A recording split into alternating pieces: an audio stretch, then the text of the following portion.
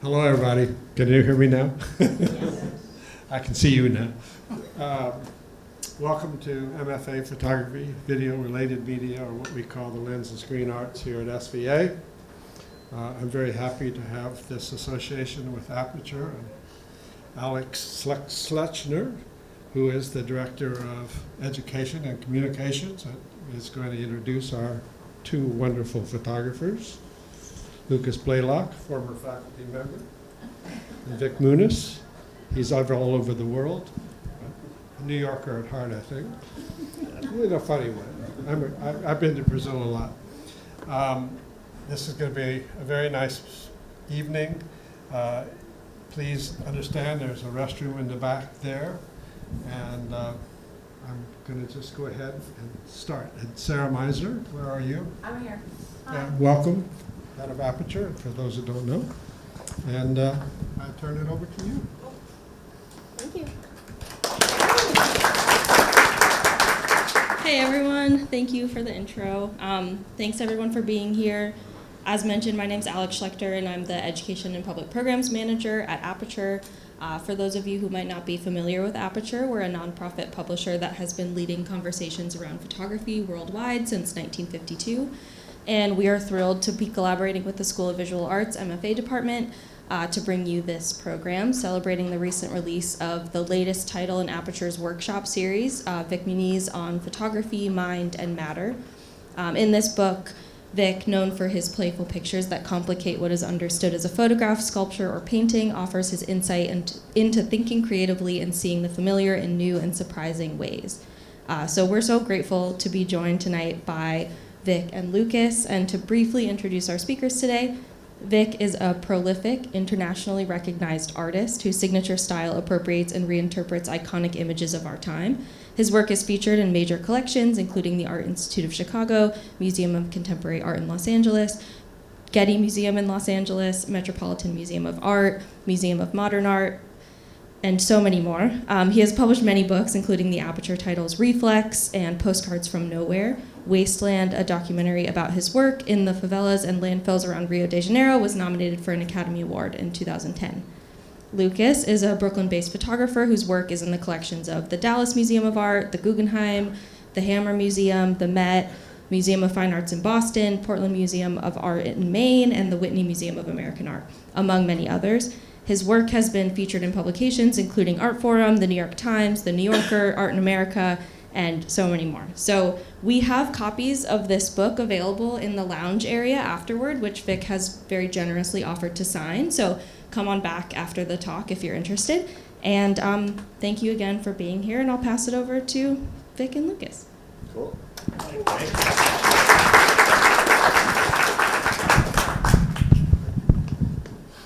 Awesome. Thank you. Thank you, everyone, for coming. Can you hear me okay? Does that work? So I think maybe we'll start with Vik sort of opening up the book, but I wanted to add to that bio that I was also Vik Muniz's studio assistant for 4 years, from 2007 to 2011. And my best student at Bard. Yeah. Totally. We'll get to that. We'll go back a long way. Yeah, so I don't know, maybe we'll do that. Maybe I'll let you kind of introduce the book, if that's okay. No, I'm trying to make it easy for you. Yeah, I am. Do you just want to talk about like the process and how it came together? Now, about making, I think we should start since, we're here with Sarah and we're doing this evening around the book at Aperture. We should start about what it is to make a book. And I think it would be interesting to think about what a book means in a time that people don't really care about books anymore. Most people, It's as a photographer, we always tend to think of books to be as close to the pictures as possible. I started a magazine in the early 90s called Blind Spot with Kim Caputo. And I remember, we had a goal was not to make a magazine about photography. The idea was to make a magazine of photographs, something that they were so well printed that you could rip a page, put on a frame, and put it on the wall, and nobody would notice the difference. Actually, nobody knows the difference, but only we do because we make these things. And the opportunity to do a workshop series is just not just as a very prestigious series. You know, I am very flattered that I was invited to be part of this, because there's big names, much bigger names than me. And I'm always, when I'm introduced as a photographer, I always think, am I a photographer? You know, I always, and somebody mentioned that I have a signature style. I was also very flattered by. I never thought I had. But the idea, we're thinking about making books, we're discussing that. The idea of making a book that is as big as the photograph, or sometimes bigger than the photographs, books that need legs or comes with tables, you know. They work to a certain extent because, first of all, you don't read the book the same you look at the picture on a wall. Lucas and I, we're wall artists, you know. We depend on people to be presential experience, to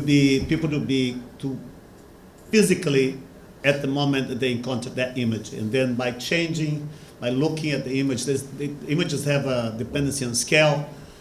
Books, you know, the scale depends on the size of your arms, you know, and it's the narrative that really dictates it. But having a book that you can read, and it can somehow, in a way, mirror the intentions of the photographer. It gives you a little bit of more room for you to explain what you want to do with your pictures. It's a really exciting tool. We are exposed to images, like we scroll things, very tiny things, all day long. We are bombarded with images that we don't really think about them much, you know. And I think critical thinking about image making is something that is essential not only to our appreciation of photography, but also right now is to our survival. You know, we just have to reconfigure our relationship to a imagetic world. I posted something on my Instagram that was pretty funny today. It's like the release of the new iPhone. It says that the new iPhone doesn't have to have a camera because you don't have to take pictures anymore. You can just create your whole story. You know, you can just. But I think books have to be. Well, in 1839, they said that photography was invented and painting was dead. You know, you can buy painting on any store right now. It didn't kill painting, it just changed it.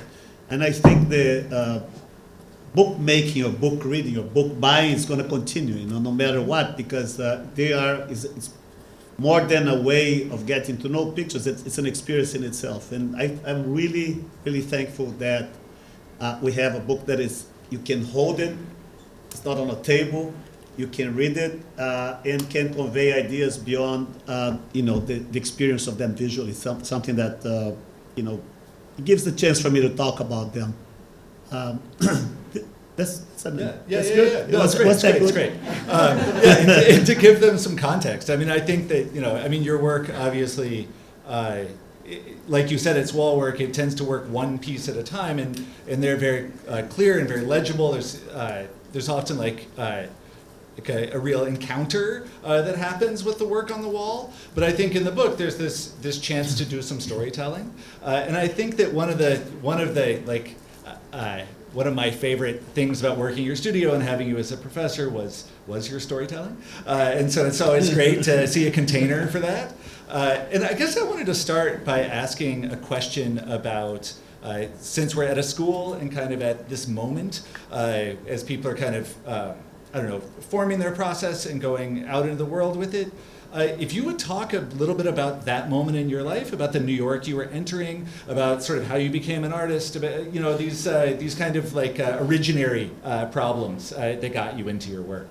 Well, somebody with my economic background, coming from Brazil, you don't decide to become an artist. If I told my father that I was become an artist, he wouldn't even know what it was. He probably wouldn't be mad at me or anything just because of that.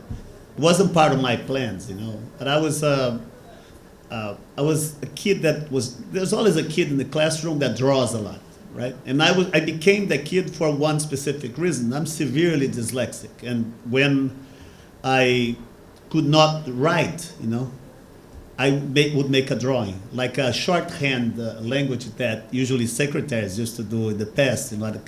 And my books in the first, second, and third year of school were similar to the the Egyptian section of the Metropolitan Museum. And it was funny because I carried on until obviously I learned how to read and write. Don't worry, okay? But I wrote a book.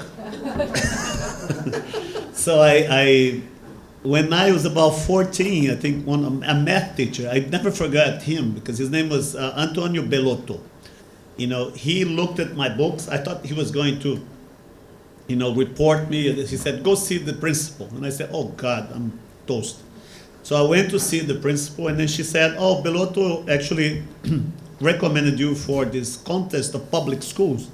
Said, you're going to represent our school there. I said, what?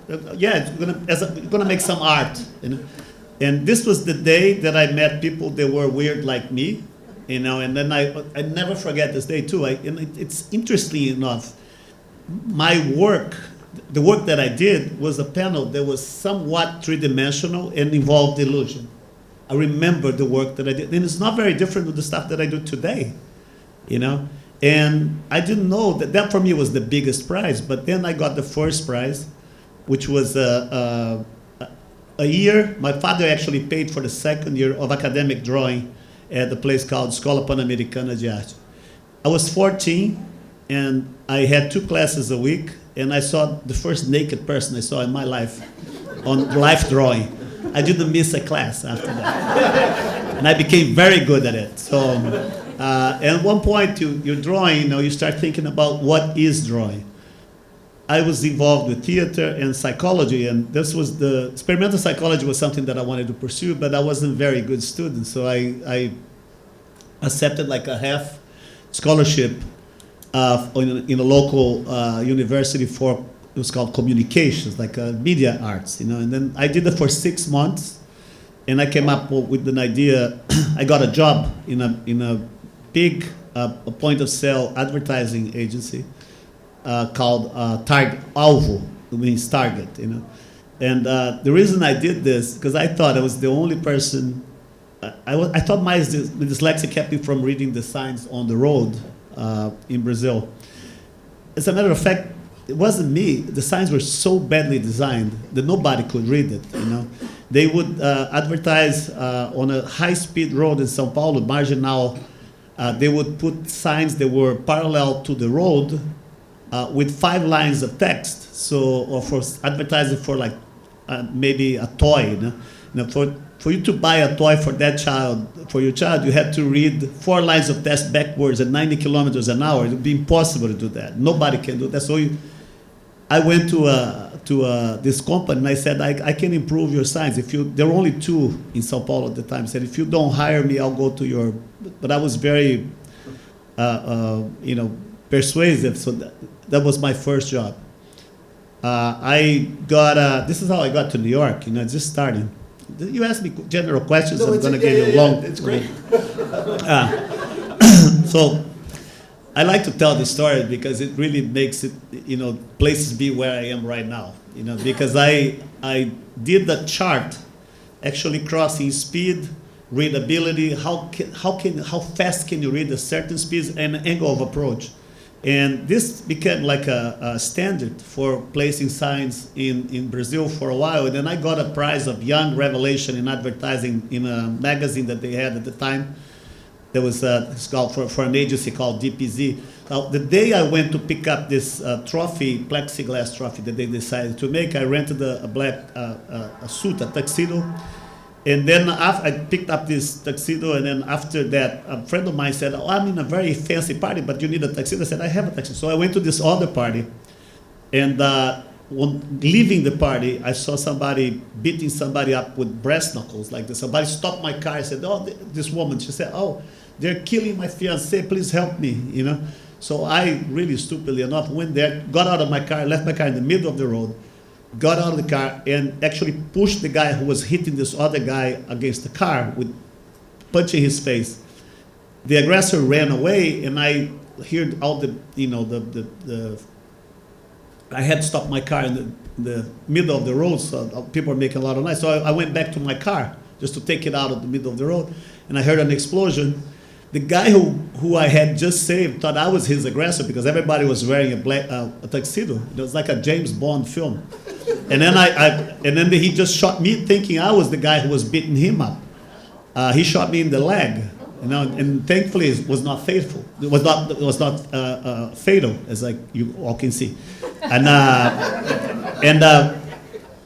I woke up 3 days later because I managed to drive to the hospital. I hit a guard wall, and my jaw went backwards like a Daffy Duck, like this. And I couldn't talk or anything. I just see this guy. I wake up, I see this guy with bandages all over his face. I thought I had died and gone to mummy hell. And then this guy asked me like, I am the guy who shot you. And I was like, and then he said, no, please don't make a police report. And so he begged me not, because it was an accident. And then he paid for the hospital expenses. And he actually gave me money to compensate for that. I could work for like a year, couldn't walk, And with that money, I bought a ticket and came to the United States in '83. So if I wasn't shot that night, I wouldn't be here talking to you. And this is what brings me here to begin with, So when we think about it, I came here in the '80s, and I tried to.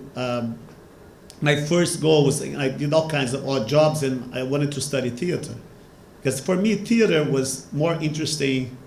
Was the essence of representation that I was trying to pursue. Like in theater, you have something magical, and I think my photographs are still very infected with that idea of presence. You see, when you see a movie, you're watching Arnold Schwarzenegger killing like 1,000 people in the first 15 minutes of the film. While he's killing those people in front of you, he himself is probably in Los Angeles sipping a martini or working out or doing something else. He's not there. And I like to think, whenever I like to think about that, when you have an actor in front of you, you have to negotiate with the actor and the character simultaneously. And that is interesting, because you see representation happening in front of you. I like to tell stories. Right? Once I paid like $45 to see Anthony Hopkins do a production of King Lear, and I felt robbed, not because it was expensive, but because on the first 15 minutes I forgot about Anthony Hopkins. I just saw the King. I paid to see Anthony Hopkins, And on the other hand, I paid like $5. It was in Queens on a abandoned firehouse to see a production of Othello. And I remember the guy who played Othello was a plumber during daytime, and then he was supposed to be this general, the Moorish general. And indeed, in the first 5 minutes of the performance, he was Othello. He was, And 5 minutes later, he became the plumber. And then he became the general, and he became the plumber. For $5, I saw 2 tragedies for the price of 1. And I kept thinking about general plumbing. So while Anthony Hopkins delivered the character, the great actor, Joey Grimaldi, I think was his name. He delivered theater. The moment when something becomes something else, this moment of transformation between the actor and the character. And I tell this because if you look through this book, it's one single thing. It's a signature style that you're going to see in all my pictures, There is a tension between the thing and what it's trying to say. There's always the image and the material are always fighting. You look at these pictures, they look very baroque and complex, but then my biggest influence is minimalism. During the 70s, people were trying to create a sort of an energy that came from the friction between idea and material. And then those poetics are very deep, and they're really very resonant to me. What we think, and what's the effect of that on the physical world? I think it's still the basic of making art. It's the idea of art making is based on actually creating or updating the interface between what's inside of you and what's outside of you, creating different ways to deal with the mind to deal with matter, for the consciousness to deal with phenomena. I am answering 30 questions that you didn't ask me. That's good. That's good. I'm loving it. Just, Of course you're not doing it. Yeah, totally. All right, but I think, I'm going to answer your question. Yeah, please. When I arrived in New York, I was thinking about theater, but theater in New York was different than in Brazil. Brazil, we had just come out of a military dictatorship, and I was a product of people who were tired of politics, and then we're like, not dilettantes, but we're more interested in the mechanics of representation rather than the use of representation. So the art at that time was very circus-like. It was very, it was something about, it was not perfect, the people intentionally, it was kind of like incomplete, and then so it required participation somehow. When I arrived in New York, the theater scene was completely different. I went to there was people like Richard Foreman who put up plays that like you'd have like 25 older men naked, like holding rats in their hands, screaming obscenities for like 3.5 hours. You had that, and then you had Cats on chorus line. You had nothing in between, and then I sort of like, got a little bit disillusioned about that. And for years, I did all kinds of odd jobs. I was bartending, I was drawing T-shirts for kids, and all kinds of things, And then for 6 years, I was an illegal alien here, too. I'm proudly say that. And I got, I did. At one point I started had to move to the East Village because it was all I could afford, and there was a budding art scene where you had these small galleries that were the size of little garages, and the art dealers, not like today, they were on the door of the galleries asking people to come in, like when you go to an Indian restaurant, the guy offers you papadum, come. And it's exactly the same thing as you could talk to the art dealers. It was like, all of a sudden I realized that I was going to openings, and I was thinking, why not try this? This is like, I can draw better than most of these people, and I can, I'm an art history buff, and I kind of understand it, and I have ideas, and I started. I had a studio in Riverdale, in the Bronx. So I worked all day, and then I went there, and I started making these sort of, looks like bad art fair things, But they were interesting enough to call the attention of a couple of curators called Collins and Milazzo, Tricia Collins and Richard Milazzo. They were the biggest names in the art world in that context of the East Village at that time. They were working with people like Cindy Sherman, Jeff Koons. And I realized one thing when I went to with a friend to see the first time I saw Cindy Sherman, and I had this friend who was an artist, and she was a Yale graduate, and nobody had to explain that to me, because I realized that that generation of artists was just exposed to a culture that was very similar to mine. I am the first generation of people who lived entirely over the spell of television, electronic visual media. And we are spoiled goods. I was looking, we didn't know, we could easily mistake ourselves for the character in the movie. We could be immersed in media in ways that previous generations couldn't be. We had a sort of a better, more conductive interface with the mediatic world. And when I saw the film stills, they were poignant, they were amazing. I loved it. Because the first piece of real art that I bought in my life was a Cindy Sherman film still, and I love it today. And when I saw Koons with the first basketball posters, and that was really cool. And then I thought, this is art that's I loved advertising, still do. And I like design, I like everything. I'm a happy person, and and I think when I saw I saw the pulse of my generation. I saw what people my age were producing art now that was a result of the culture they consumed. And I thought, this is my time to use a surf analogy. This is my time to start, going after that wave. But I was very inconsistent, maybe it's a good thing. But that's how I became an artist in New York, In 1 year, I had a show at PS 122, was a small space that showed performance art. They had, then I had a show with an artist named John Le Kay, and it was all about science. And that was picked from College and Milazzo. They put me in a show in LA. All of a sudden, I was selling work, which was very surprising to me.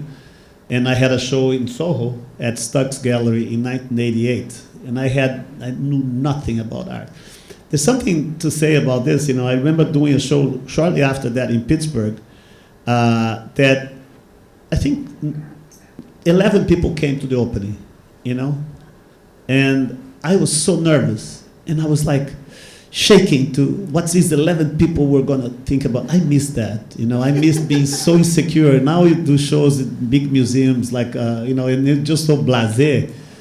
I don't, I really wish that I had that insecurity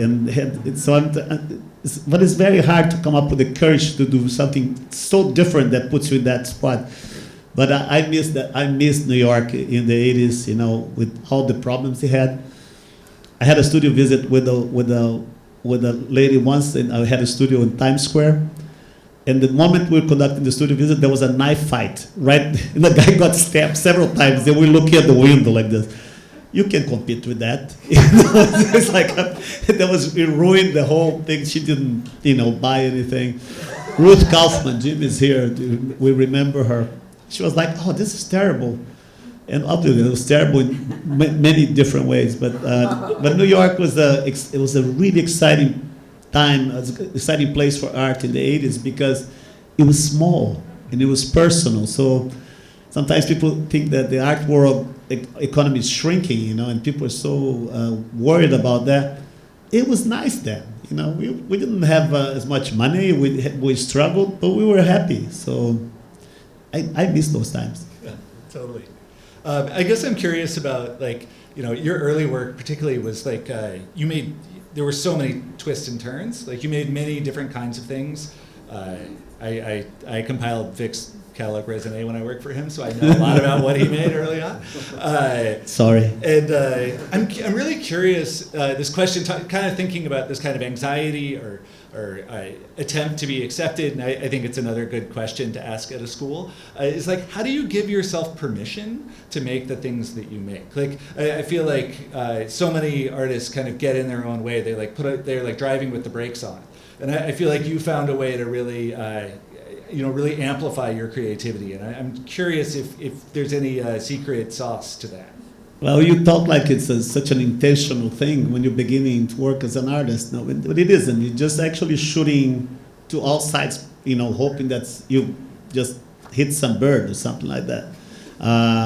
When you look at you talk about the catalog raisonné, right? When you look at a catalog raisonné or a retrospective exhibition, it looks like that was a straight shooter. The guy did all these things all the way from the first drawing he made as a child to here. This is just one line, right? And in fact, when you're looking to the other end, it's not a straight line. It's a huge gamut of possibilities. And actually, building a career has to do with the choices you make. It's sometimes a very curved line that takes you where you should be.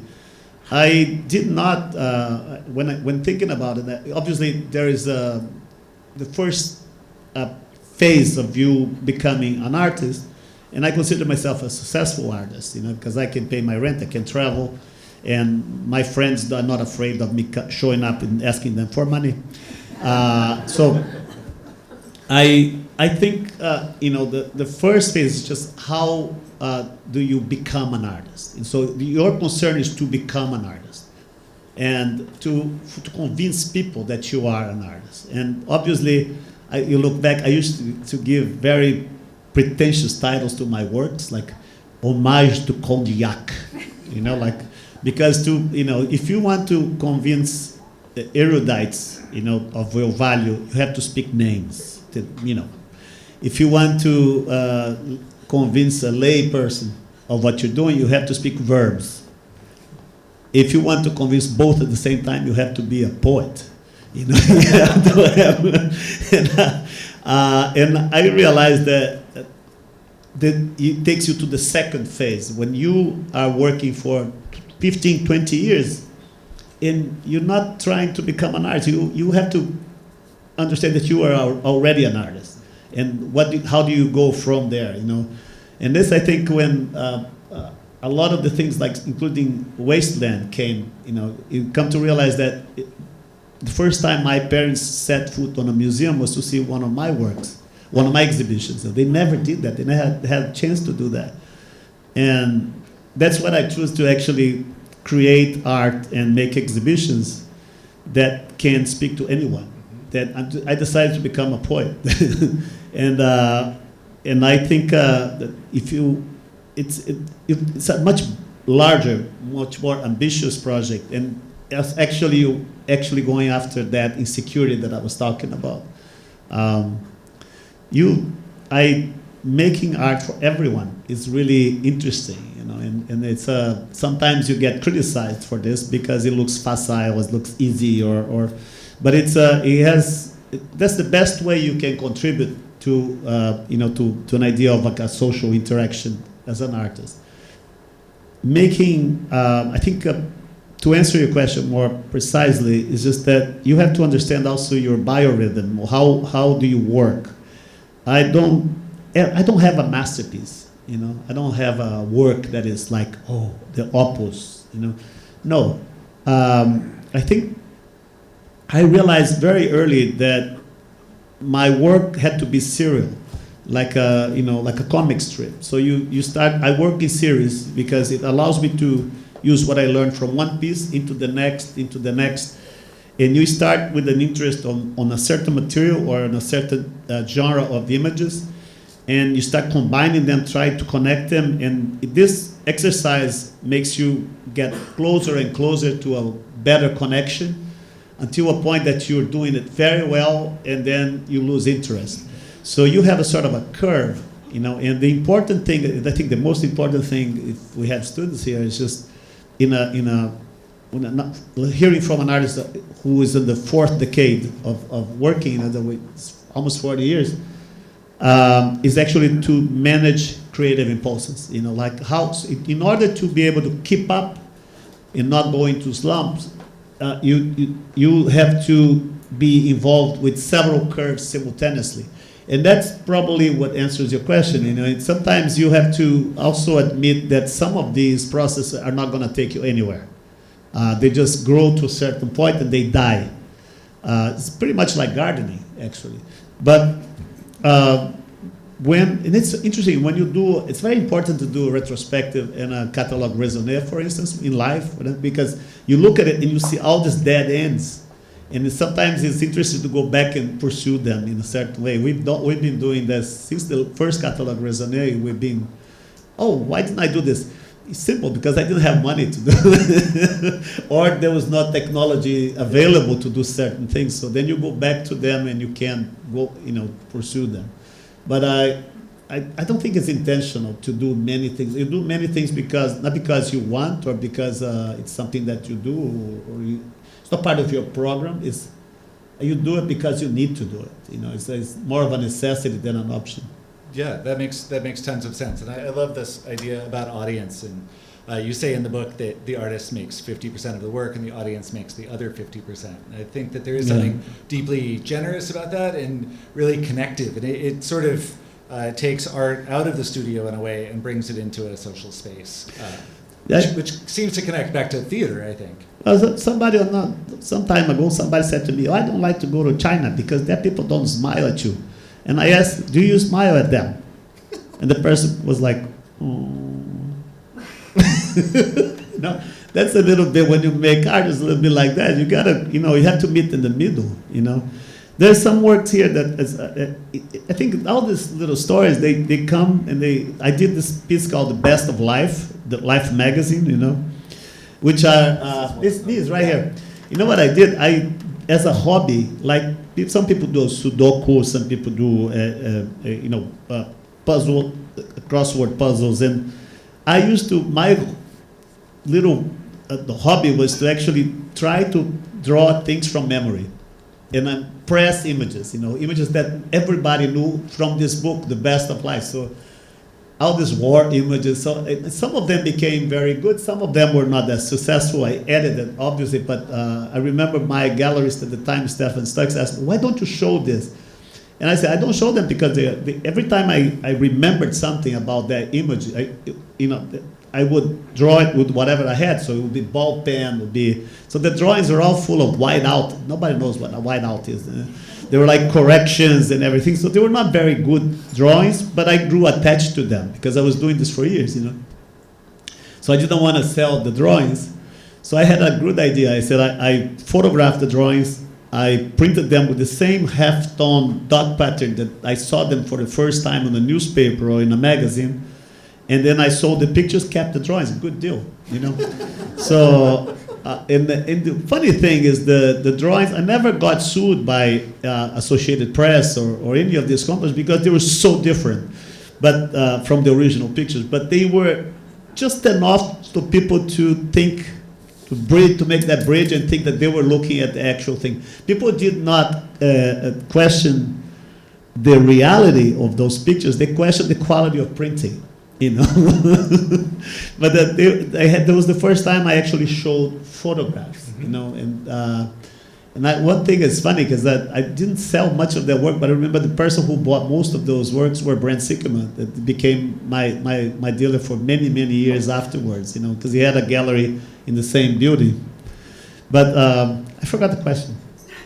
No, I think you got it. Yeah. I guess. I think I got it. Yeah, totally. maybe moving from there, like thinking about the way photography comes into your work. You say in the book that every great artist works with the technology of their era, and you're talking about inkjet printing when you say it. But I'm interested in this way that photography kind of emerged in. Yeah, okay, please, now please. we have to talk about look. Okay.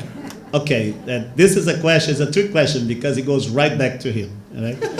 When you work with assistants, and I have Barney's right here too. It's also same thing. They want to buy a lot of equipment, and you have to keep them from buying the equipment because equipment is expensive. We had a deal. It's like if you can fool me with a different technique, I'll go into that. And they try it all the time, and I could see it, but I'm not very good at it either. So. When we went into it, I remember Stephen Shore was already working with inkjet, consistently working with inkjet. He's a visionary, and I was like, oh, these things are soft. And then we're doing sea prints that are they gang up the color, like the pinks and the oranges. And one day I saw a print in the wall, and then I was like, this is weird. This is good, And then you go, what is it? Oh, it's an inkjet printing. And then that's how I shifted from one technology to another. And for me, it's really interesting because I think my work also chronicles this transition between, chemical, photography to digital photography. But in one way, I think one of the people who are the greatest people that on the other end of this transition is Lucas, because he turned Photoshop or image editing tools, they were designed to do something that was to contribute to the simulacra, to make pictures that were visually convincing, to create changes that people would believe. He turned that into a gestural tool. And I was like, God, this is like the next thing, and this is what it's also the same thing. It's kind of sad because you realize that the wave you caught, there's another wave coming, and you're just looking, oh, I wish I was that wave too, right? But you were already on the beach, And Lucas is a master of that. And also, one thing that the pictures have this weird closure that is kind of like never there, and they're so nonsensical. At the same time, they make perfect sense. I really think, I really love what you do because of that. Because in a way, it's just continues a little bit things that I was thinking. But these guys, I don't know how now. The younger people, they're so good at making things. But it continues the idea of questioning what the media is at that particular time. Well, I mean, I think that, I developed that work and kind of figured it out while I was working in your studio. And I think that this idea that was perpetually on the table about like what the picture was made of and what the picture was of, and this was a both and relationship all the time, was really, I don't know, that stuck with me. Like that was a place to take this way I was working forward. But then there's a guy who actually walks around and says, "Oh, I'm gonna do something with a pumpkin and a hairdryer," it's like, or something like that, It's true. And this is probably what I would do too. But the idea of like every artist in history, if you get art history, and there's a David Hockney film, a book about this that is not very consistent. It's not. I think there's full of little inconsistencies, but if you look at from Caravaggio to the history of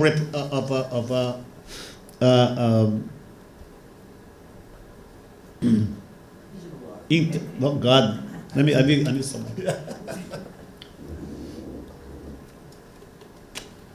The history of representation, is marked.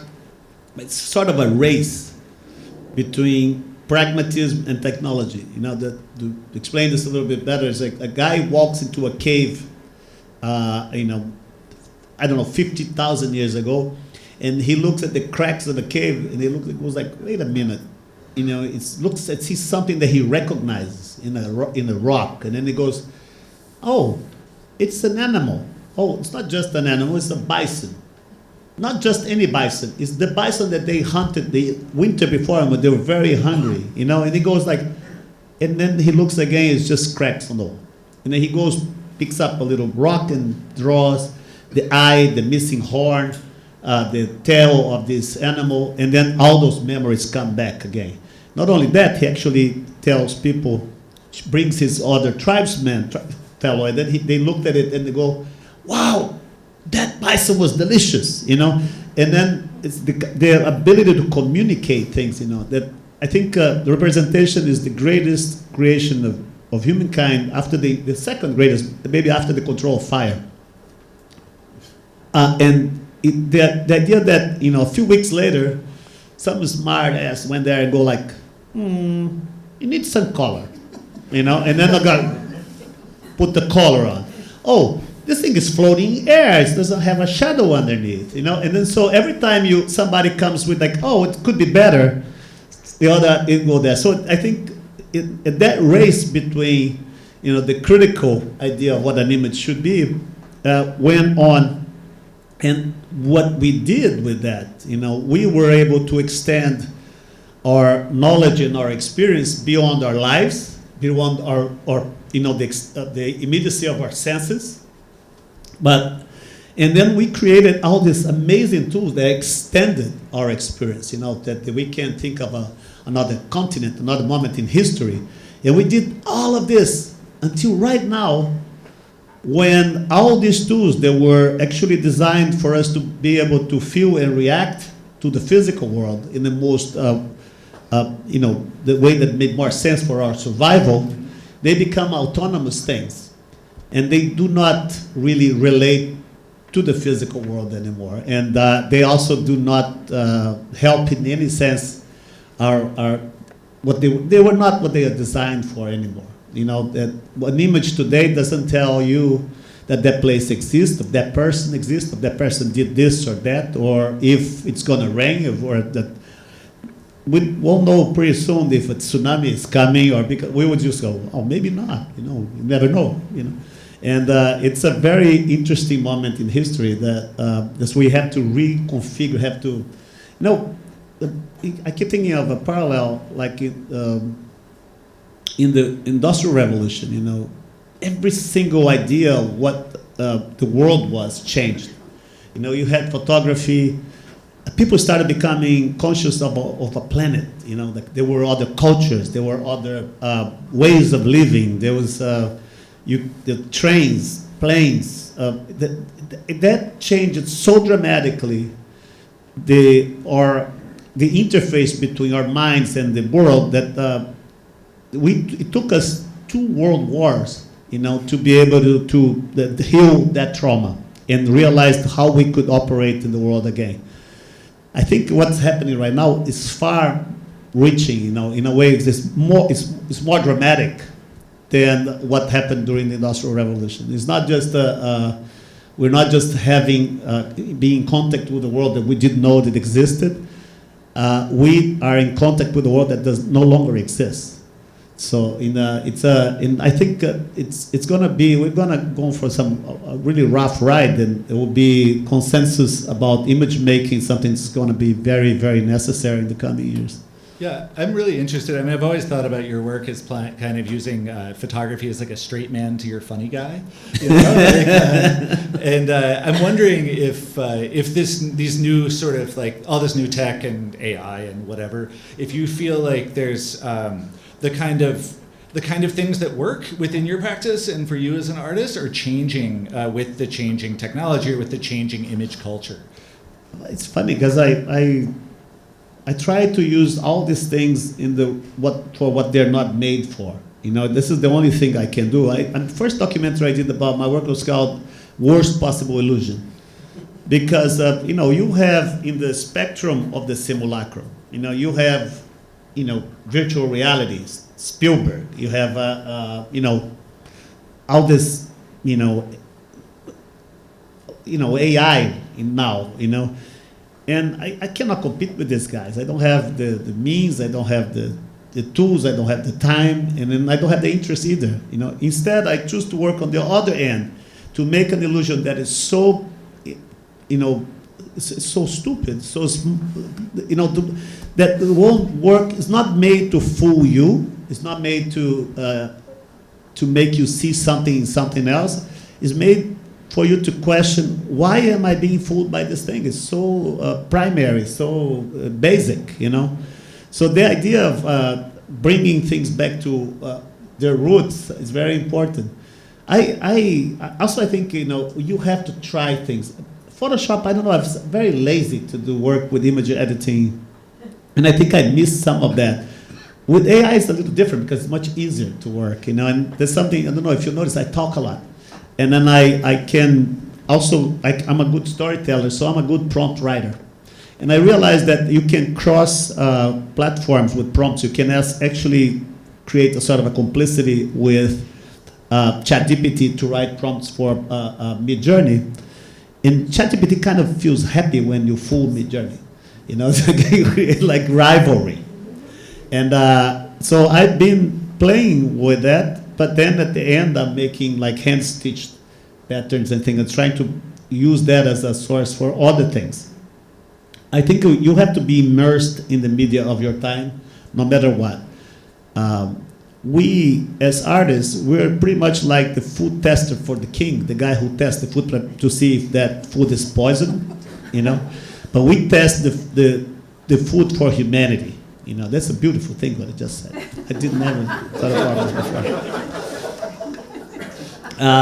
But you have to be immersed in the poisons that we create. So we don't forget that vaccines are made out of poisons to begin with. You need to be poisoned somehow to create an antidote. And then I think I see.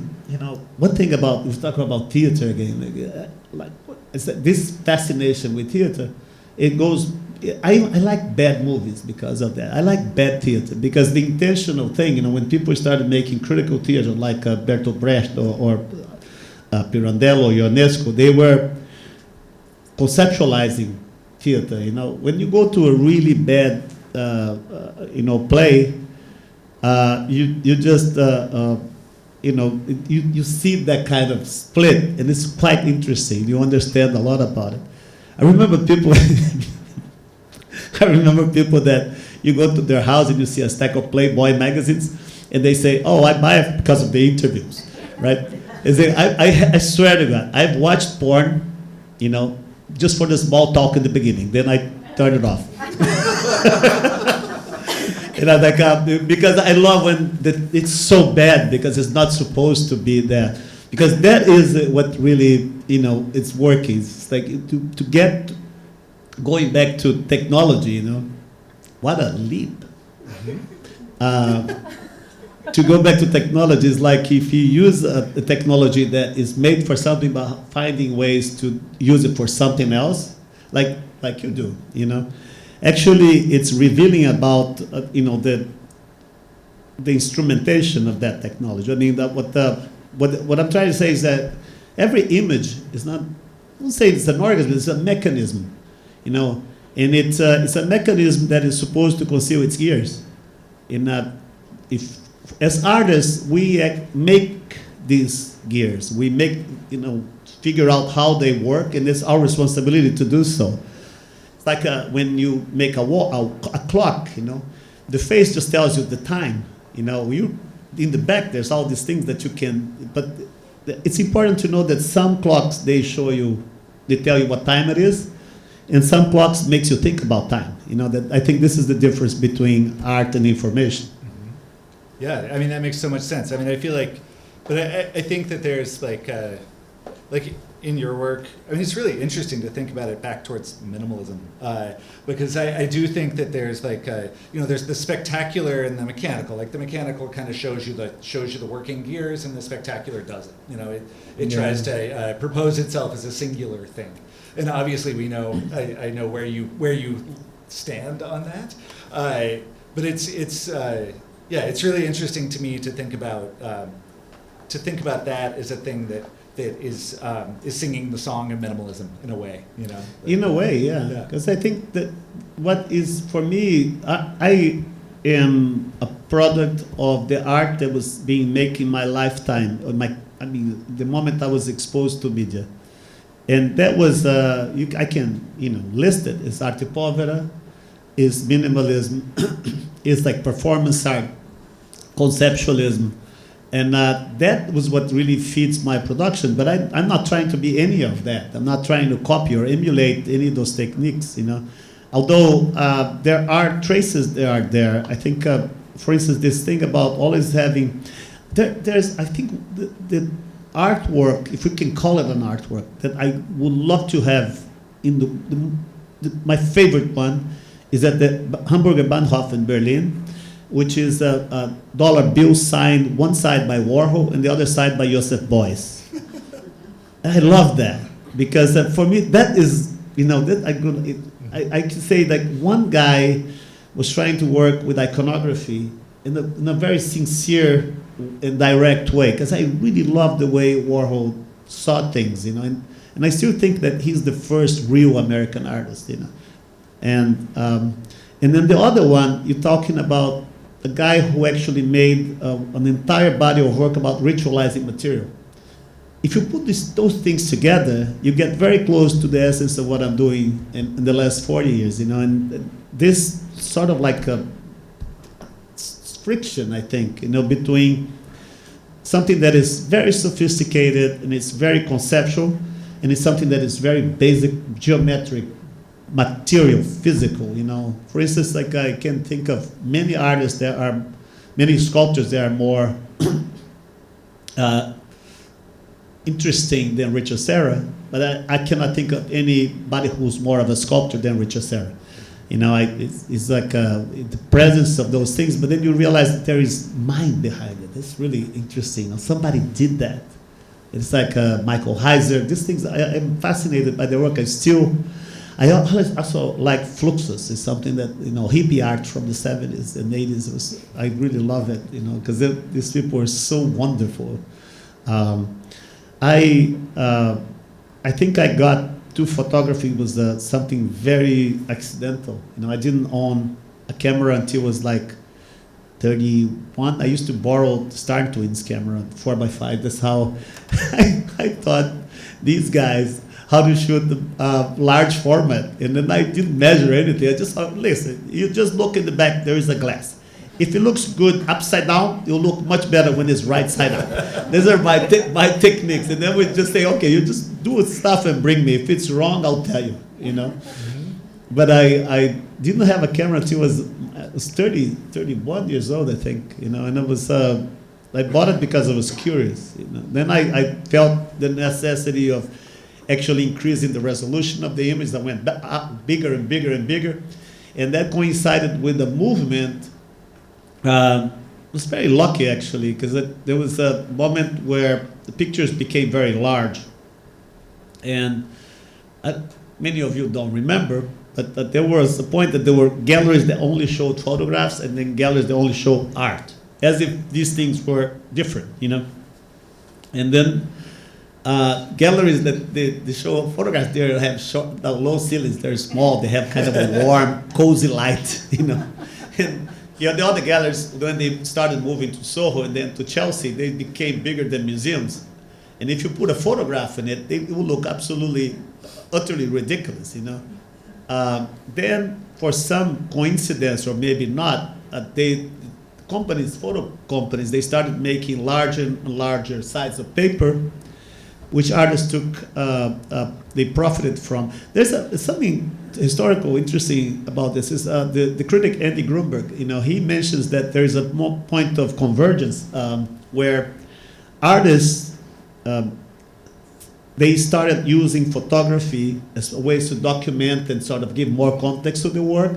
And photographers, you know, have this, it's like with Tchaikovsky, like mirrors and windows, you know, like they started getting away from the street photography and they started going also towards art making and in making like, you know, made up scenes or actually constructing. I curated a show about this like about 35 years ago for ICI. It was called Making It Real. It's about made up photography. And there was a number of people who did, Zick Berman, Sandy Skoglund. That's like but there was a point where the artist and the photographer sort of met. And that was somehow like late 80s or something, you know, or mid to late 80s. Yeah. And at that time, it was coincided with the larger format, so they called it big picture. And it's funny that when you look at a picture, people always go near and far because they're oscillating between perception of the image and then the material in which the picture is made, right?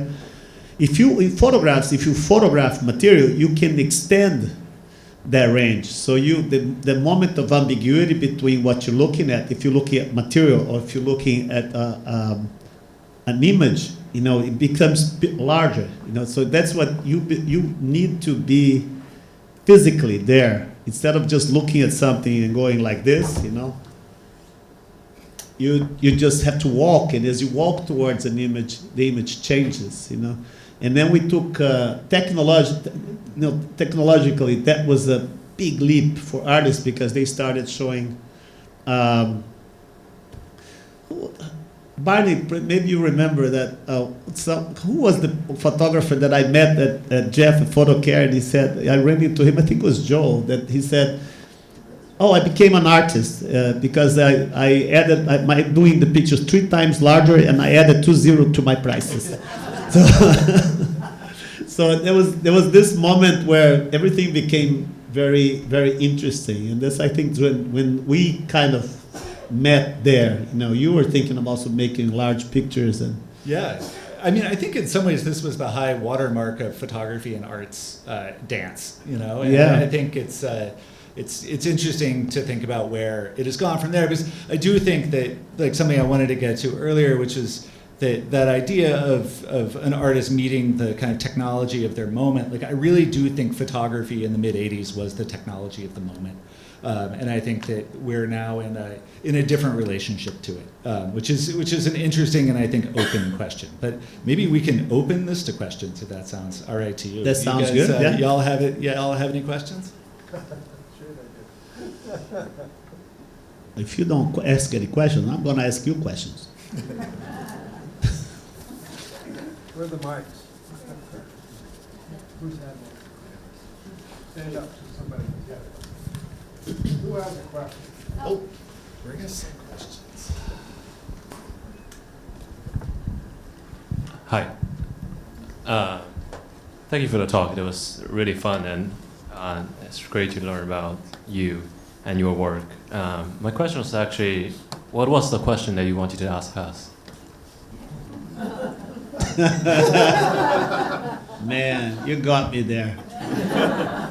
I was just joking.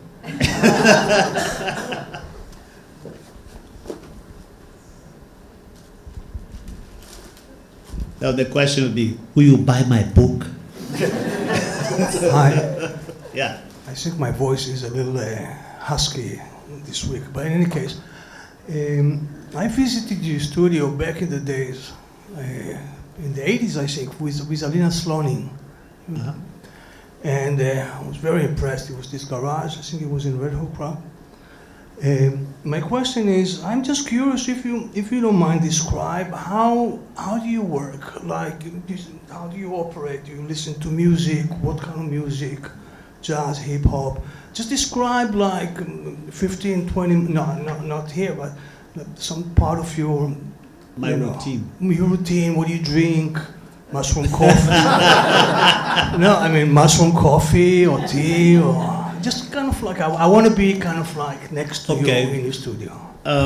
There are many different experiences of working. First, I think that you have to distinguish the work that you do by yourself and from the work you do with people. I realized that, when you want to be an artist, you want to be an artist for yourself. And I think what really defines the shift, between, at least for me, because I know artists like Lucas, you just work all by yourself all the time. How you start realizing how much the other people that around you are important, and in making work collectively is something that is very enriching and it goes beyond what you can do somehow. So my daily, most of the day, I am either reading books or in front of a computer, and in a place that I have 3 different studios. I have a studio in Rio, a studio in New York, and now I have a studio in Salvador, in Bahia. So I share my time between these 3 places, and technology has allowed me to keep up with everything that's going on, because now you can send a file, you can print the file, you can know exactly what's happening in the 3 places at the same time, And Erica, who was here, who was my, partner in crime, sometimes when I'm in Rio, I work in front of her almost all day long, and I'm not by myself. We're talking. So when I'm in New York, I'm always out doing things. So she's always said, "Why don't you go to Brazil so we can start working again?" This is a lot of the ideas, I open myself, and I'm not saying that I'm like reading very, thick books, and sometimes I'm looking at TikTok. I have an Instagram account that it's got more than 400,000 people. I don't know why, because I only post stupid memes. I don't post my work in it, because you cannot see my work in this size. My wife does like a carnival production, Another day, during carnival, we were at this box that she organized, and then a girl came to me, a young woman came to me and said, "I can't believe it, Vik Muniz." And I said, "Yeah." And I said, "I love your Instagram." And I said, "Oh, yeah, I just post stupid things that people send me." And then she said, and then there was another woman next to her. She said, "Oh, but he's a great artist too." And then the other girl looked at me and said, "You're an artist too?" So you work 40 years with photography and art to die influencer.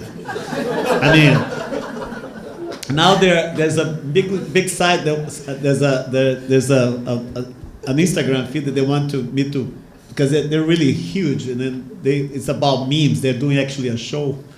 And then they want me to write a text about it. I think I'll do it, but I look at TikTok. I am into all kinds of things that I don't understand. Fascinate me. I love, and I try to cultivate my ignorance as much as I can, because it keeps my interest in things alive. And I am in awe with everything most of the time. Because I'm trying to see things that a little deeper all the time. And this is part of my day. And then I realized one thing that, I work with people. Evan's here, and the people who I work with, they have an enormous amount of freedom. Lucas, he made works that they go, all right, look at what I made. Oh, it looks good. I'll sign it underneath. And I don't have a problem with that, because you start incorporating the work that, like I work with Erica, I work with Evan, I work with my team in Brazil. But we're not like, it's not like I have assistants that do things, no, we share things, and I value what they bring into the work. We have a really tight, and we don't have many people who work with me, but the people who work with me is like a little bit of a sect, we still meet, have lunch, even today, and we are friends, and they were close. And I learned this, a lot of this I learned in a moment of transition when I did the Wasteland. So I approached this group of people that never had any experience with art, and I brought them to the studio to make their work on their portraits with the material that they worked with every day, which is recyclable, waste. Working with them taught me so many things, and it was such an enriching experience that I realized, man, I'm always taking a lot from the people I work with. And why not just say, yeah, this is a team, this is what we do together. A lot is the development, what happens when I'm by myself having crazy ideas, but the development of these ideas is a product of a team, and more, I would say. And this is the part that I like too, to be around, especially younger people. You're getting old, Evan. I think I'm going to replace you next year. Now, and I work with people who are brilliant, and every time, and we have a really, at the same time, very close and very loose relationship, because the team in Brazil, I interact more because I've been working more from Rio lately. They're very young, and they come to me with ideas. They come to me, why don't we do something like this? I say, oh yeah, let me think about it. So then it goes back and forth, and we develop things like that. And a lot of my work too comes from chance. Like I've been developing, things come to me now that I probably more established artists. So give you an example, okay? I was working in Holland, working with flowers at the birthplace of Vincent van Gogh, working on a large piece when I learned that the National Museum had caught fire, a huge fire, devastating, of the most important museum in my country. So I was so sad because I used to take my kids there to see the mummies, to see the dinosaurs. It's not like New York that you have all this, that was precious thing that we had. Everything was destroyed. A few weeks later, once the debris was cooled, I realized that they were having something unheard of. Normally, archaeologists work on the field to find things they bring to the museum, right? There were archaeologists working in the museum trying to find what was left, and they had no resources to do it, and they needed money. So I made a partnership with them. They gave me the ashes of the things that were destroyed, and I drew with the ashes the things that were destroyed, and we actually made 3D printings of this. And we sold, and with the profits from the sale, we actually funded the process of rescue of these pieces. I realized later that was the only source of income for the rescue of the museum. And in April, the museum is open now. The first exhibition in the museum is going to be the Museum of Ashes. That we did it went full circle, and then we're going to have a show there. A daycare center, it was about to close right next to my house. It's actually in between my house and my studio. And I walk in front of this daycare center every day, and the sound that I love, I cherish the most, is like kids during break time from a certain distance. And I love to hear them, And the sisters, it's a Catholic church, so the sisters said to me that they were about to close, and if I could make a donation for them to make it to the end of the year. And I said the reason was because nobody was doing weddings or baptisms there because there was operations of police operations. They had a tank in front of the church. Now imagine like you have your wedding, there's a tank in front of it. It's not a good photo opportunity. So I got married there and I baptized my daughter at this church. And I said, I have a good idea. My wife turned the parking lot of the church into like this beautiful place. Where we had our weddings, and I can turn that into like Tate Gallery.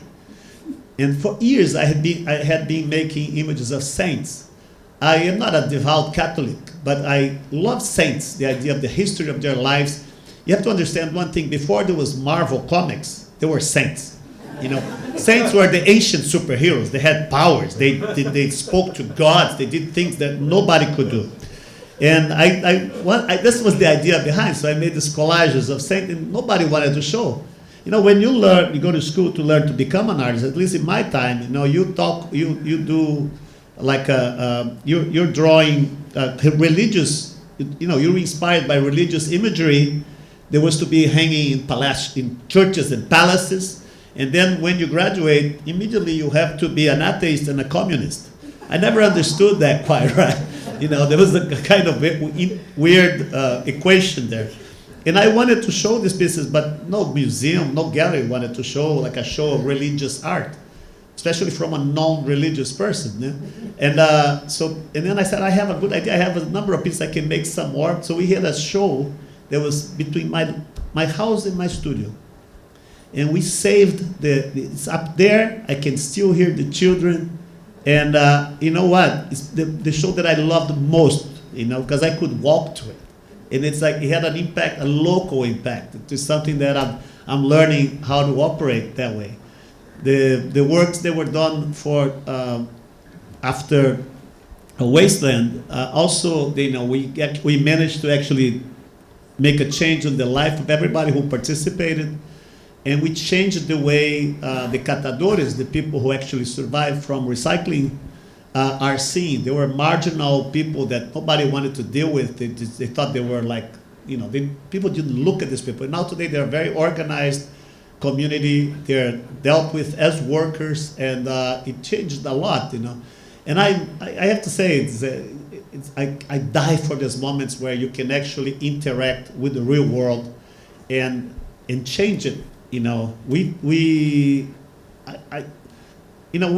want to make the ideas and turn ideas into things, But when you actually turn ideas into that change lives, sometimes it's a really rewarding thing. That I have 2 schools in Brazil, and they're about that too, And I think, and I've been blessed, with how I have been able to interact, to combine my working process with these sort of situations where the work is needed. We're working with the Innocence Project. We don't, at any given time, we're doing like 4 or 5 things of that nature that, has to do with working with other people. And a lot of this include having people bring people to the studio to work with us. And this is my working process. A long question. Long answer, sorry. Yeah. Thank you for your conversation. I'm opening up a art center looking to work with people intergenerationally, so older people, younger people, children. And I think your work is easy to digest. I want to know if you think about that before. I know you do try to simplify, but do you ever consider certain topics before you start working on them or shy away from them? How do you kind of look at generations through your work? Not so much as like what you do, but how you want different generations to interact with it. If that makes sense. I think, I don't think, this is a personal opinion, sorry. I don't think any good art can start from good intentions, when you start trying to think about saving the world or helping people, that is the beginning of it. That should not be the model. It should be an idea. As a person, I'm very concerned about these things. As an artist, I do things that I can't help doing. Whenever I try to combine things and practices, with what I do. Obviously, now I work with young children. I work with teenagers to 20-year-olds. I have 2 school projects, that I work very closely in Brazil, and one of them I funded entirely from sales of my work. I do this as a person, not as an artist. As an artist, I think the best you can do, socially or politically, is actually to not only creating. There are two little flags that I raise. One is accessibility. I have a project that's really cool. There is a fair in Salvador. Salvador is the African capital of Brazil. It's a melting pot of cultures, a Pan-African Mecca. It's a place that is very exciting to be. It's one of the most exciting cultural places that I've ever been. And I decided to have a studio there because of that. They have the largest market. In the market, you have everything from live animals for rituals. They have like religious candomblé stores. They have like shrimp, potatoes, peppers, meat, fish. It's humongous. So I rented a booth inside this market, and I painted it beautifully. It looks like a Prada store, and I show museum quality art there, like Júlio Leparc, Ernesto Neto. And the cool thing is like people say, oh, you're trying to bring art collectors and people involved in art to the market. I said, no, I'm doing it for the people in the market. And it's a provocation. And I have to say to you, it's one of the most delicious things is to witness the fact that anybody enjoys contemporary art. Anybody is able to relate to it, because contemporary art is something to mess around a little bit with your routine, with your ways of looking at the world. And they feel that, they understand that, and they are really eager to know more. I mean, there was this very funny, there's this historian, he called me and he said that he was there looking at this exhibition of Ernesto Neto, who's a very famous Brazilian artist. And then this woman, more upscale, came from some hotel. They told me, oh, there's a project of Vik Muniz there. So she came by this place. This place is kind of scary, just to warn you, because it's an attack on your senses. They're like places that are very stinky. They're places that smell good because there's spices. It's a very crazy place. So this woman came and she said, there was a guy sitting, there's a bar in front of my gallery. And this guy had 3 big knives on top of a plastic table, sitting on a plastic table, rough-looking fish seller, And then she said, "Is this the work of Vik Muniz?" And the guy looked at her and said, "No, this is the work of Ernesto Neto. This is the gallery of Vik Muniz." Ernesto Neto is an artist from Rio, very nice guy with the curly hair, And you know what? He bought all these things that you see there. He bought it here in the market. And then he put them together in a way that assembled together, they become art. I think it's about the indigenous cause. And then the guy is like, the woman was like silent for because I had a QR code, and people curious, they can actually read it and memorize it. So everybody around Lugar Comum, the name of the place is Commonplace, right? Everybody now knows about Júlio Leparc, Leandro Ehrlich. They know about all the artists that have been displayed there. But I think accessibility is something really, really important, because art should not be a privilege, should be a right. And in contemporary art, contrary to what most people think, it's something that can be enjoyed, and it can really be important in the lives of anybody, independent of what they do, of their education, of their economic and social status. I mean, it's nice to, as you not worrying about becoming an artist anymore. You're interested in realizing and finding out what art can do. This has been a really rewarding experiment, because it really shows that contemporary art that's being created right now, has the power to change the consciousness and the relationships that people force with reality, that independent of cultural, economic, educational level. You know, this is a very important thing. And ultimately, I think the most political thing that I can do is actually fomenting, critical thinking about image, the perception of images. If you create images that make you think about images, that's a political act. You're creating, independent of party or ideology, you're creating a kind of a consciousness. You're creating, you're making people think about what's around them and how they relate to it, making them slightly. Remember those IMAX that were transparent in the back, I love those because you don't know how computers work. And indeed, when you look inside, you feel like an expert. This is a little bit like that. You just give it a glimpse. You leave some breadcrumbs so people can go into the process, and all of a sudden they start thinking about how things are done. And I don't think there's anything more important today in terms of like how you live with images. The idea that there is some people who are actually making images that make people think about images. Obviously, it's important that are people making images in war zones, people making images in places that are very hard for them to be captured, making images of things that cannot be visible to the human eye, scientific, photojournalism. These all have an enormous importance in how we still interact with reality. But I think on a conceptual level, we need to actually, up our games and be conscious that artists are doing that job, and they have to. It's a social responsibility.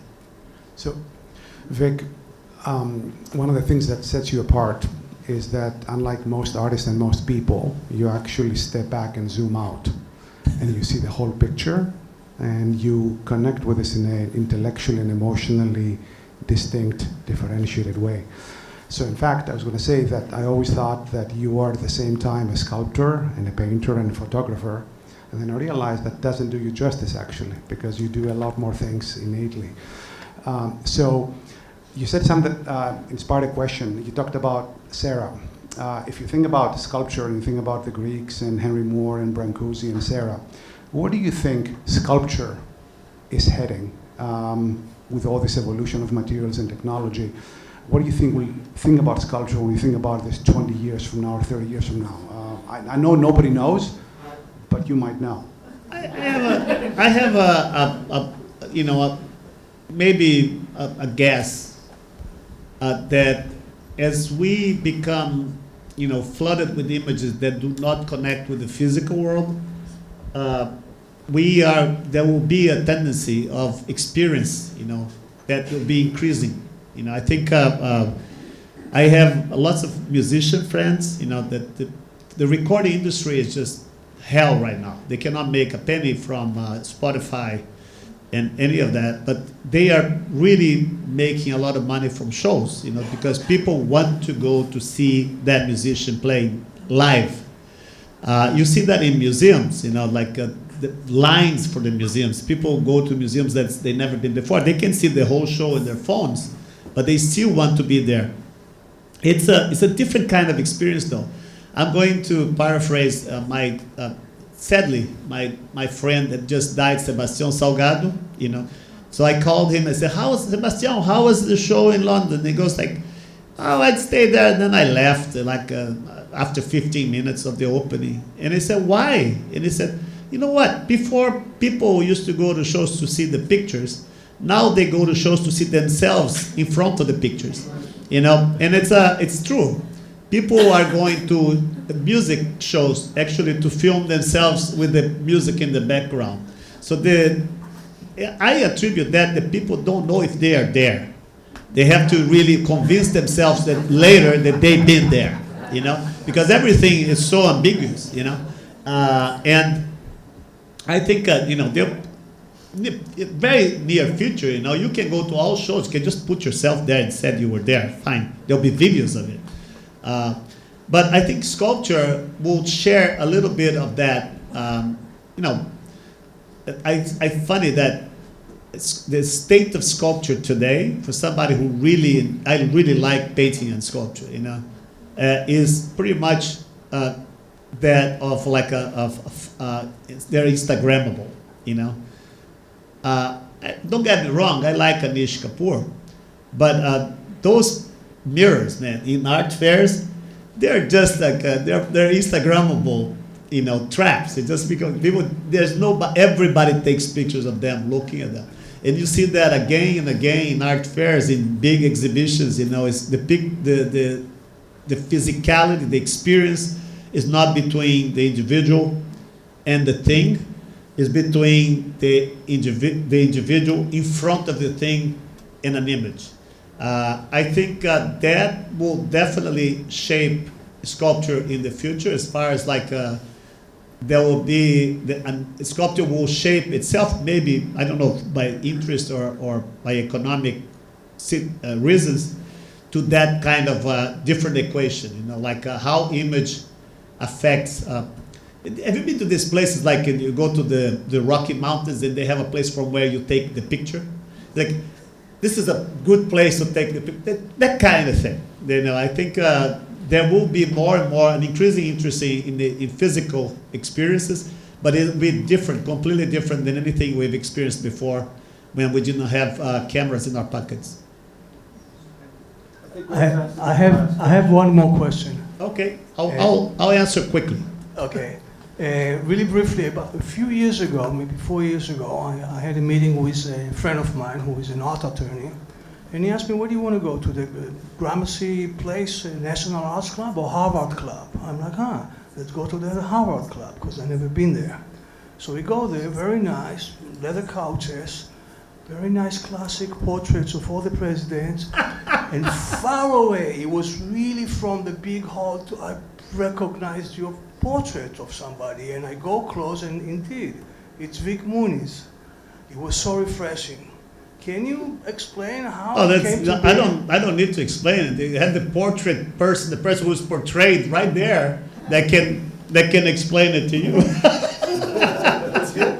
Yeah, he. The only reason I'm with those classical portraits, I have to say, I was once I was with Oscar Niemeyer, and I asked him, how did he become Oscar Niemeyer? And he said, you can be the greatest artist in the world, but that won't do anything for you if you don't have an equally crazy person who thinks you're the greatest artist in the world, And so the reason you have all these very classically painted portraits there, and at the very end there's a portrait of somebody made in chocolate, is because the man over there is the crazy person who asked me to do it. And for that, I am, I'm immensely grateful, and because it takes also courage to change it, and you make different things, different times, different ways of portraying somebody or portray yourself, and that is a really, really big rupture right there. And everybody, my son was there, DJ, and he said, Dad, I saw you in the middle of all these other paintings. What were you doing there?